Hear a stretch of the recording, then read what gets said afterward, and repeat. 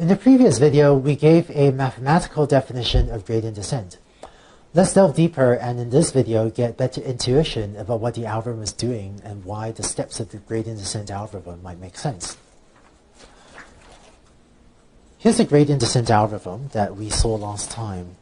And just to remind you, this parameter or this term alpha is called the learning rate, and it controls how big a step we take when updating my parameter theta j. And this second term here is the derivative term. And what I want to do in this video is give you better intuition about what each of these two terms is doing and why, when put together, this entire update makes sense. In order to convey these intuitions, what I want to do is use a slightly simpler example where we want to minimize a function of just one parameter. So we have, say we have a cost function j of just one parameter, theta 1, like we did a few videos back, where theta 1 is a row number. Okay, so just again, so we can have 1D plots, which are a little bit simpler to look at. And let's try to understand what gradient descent will do on this function. So let's say here's my function j of theta 1. And so that's my, and where theta 1 is a row number. Right? Now, let's say I've initialized gradient descent with theta 1 at this location. So imagine that we start off at that point on my function. What gradient descent will do is it will update theta 1, gets updated as theta 1 minus alpha times dd theta 1 j of theta 1, right? And as an aside, this derivative term, right? If you're wondering why I changed the notation from these partial derivative symbols, if you don't know what the difference is between these partial derivative symbols and the dd theta, don't worry about it. Technically, in mathematics, we call this a partial derivative, we call this a derivative, depending on the number of parameters in the function j. But that's a mathematical technicality. So, for the purpose of this lecture, think of these partial symbols and dd theta 1 as exactly the same thing, and don't worry about whether there are any differences. I'm going to try to use the mathematically precise notation, but for our purposes, these two notations are really the same thing. But so let's see what this equation will do. So we're going to compute this derivative.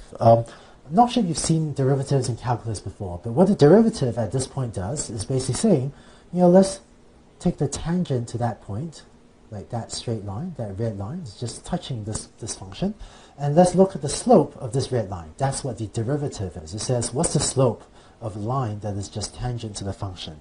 Okay, and the slope of a line, of course, is just, right, this height divided by this horizontal thing. Now, this line has a positive slope, so it has a positive derivative, and so my update to theta is going to be theta 1 gets updated as theta 1 minus alpha times some positive number. Okay, and alpha, the learning rate, is always a positive number. And so I'm going to take theta 1 gets updated as theta 1 minus something. So I'm going to end up moving theta 1 to the left. I'm going to decrease theta 1. And we can see this is the right thing to do because I actually want to head in this direction, to get me closer to the minimum over there. So gradient descent so far seems to be doing the right thing. Let's look at another example. So let's take my same function j. Let's try to draw the same function j of theta 1. And now let's say I had instead initialized my parameter over there on the left. So theta 1 is here. I'm going to at that point on the surface. Now my derivative term dd theta 1 j of theta 1, when evaluated at this point, I'm going to look at the slope of that line. So this derivative term is the slope of this line. But this line is slanting down, so this line has negative slope. Right? Or alternatively, I say that this function has negative derivative, just means negative slope at that point. So this is less than or equal to 0. So when I update theta, I'm going to have theta gets updated as theta minus alpha times a negative number. And so I have theta 1 minus a negative number, which means I'm actually going to increase theta, right? Because this is minus of a negative number. It means I'm adding something to theta. And what that means is that I'm going to end up increasing theta. And so I'm going to start here and increase theta, which again seems like the thing I wanted to do to try to get me closer to the minimum. So this hopefully explains the intuition behind what the derivative term is doing. Let's next take a look at the learning rate term alpha and try to figure out what that's doing. So here's my gradient descent update rule, right? It's this equation. And let's look at what could happen if alpha is either too small or if alpha is too large. So in this first example, what happens if alpha is too small? So here's my function j of theta. Let's say I start here. If alpha is too small, then what I'm going to do is going to multiply my update by some small number. So I end up taking, it's like a baby step like that. Okay? So that's one step you're going to take. Then from this new point, I'm going to take another step, but if alpha is too small, I'm going to take another little baby step. And so if, if my learning rate is too small, I'm going to end up, taking these tiny, tiny baby steps to try to get to the minimum. And I'm going to need a lot of steps to get to the minimum. And so if alpha is too small, gradient descent can be slow because it's going to take these tiny, tiny baby steps, and so it's going to need a lot of steps before it gets anywhere close to the global minimum. Now, how about if alpha is too large? So here's my function j of theta. Turns out, if alpha is too large, then gradient descent can overshoot the minimum and may even fail to converge or even diverge. So here's what I mean. Let's say I start off theta there. It's actually pretty close to minimum. So the derivative points to the right, but if alpha is too big, I'm going to take a huge step. Maybe I'll take a huge step like that. Right? So I end up taking a huge step. And now my cost function has actually gotten worse, because it starts off with this value, but now my value has actually gotten worse. Now my derivative points to the left. It says I should decrease theta. But if my learning rate is too big, I may take a huge step going from here all the way out there. So I end up going out there, right? And if my learning rate is too big, I can take another huge step on the next iteration and kind of overshoot and so on until you notice I'm actually getting further and further away from the minimum. And so if alpha is too large, it can fail to converge or even diverge.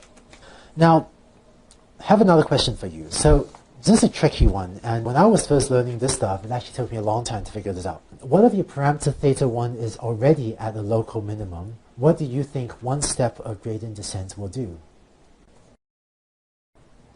So let's suppose you initialize theta 1 at the local minimum. So suppose this is your initial value of theta 1 over here, and is already at a local optimum, at a local minimum.